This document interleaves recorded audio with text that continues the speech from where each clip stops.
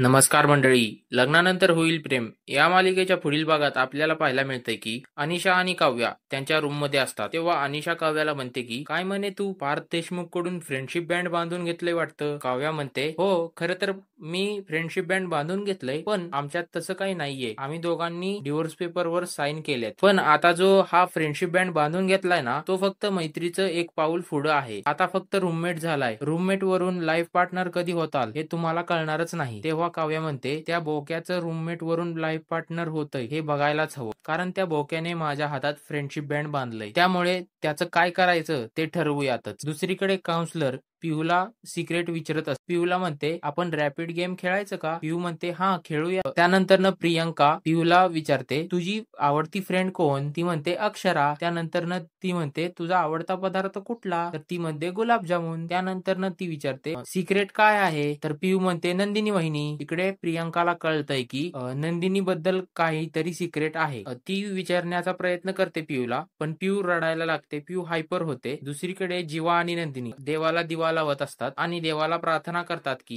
हे देवा, हे गणपती बाप्पा, पियूला तिच्या मनातलं सगळं काही गोष्टी सांगू दे आणि ती लवकरात लवकर बरी होऊ दे आणि प्रियंकाला यश मिळू दे. पुढे काय होईल हे पाहण्यासाठी आपल्या चॅनलला आता सबस्क्राईब करा आणि नोटिफिकेशन बेल ऑन करा.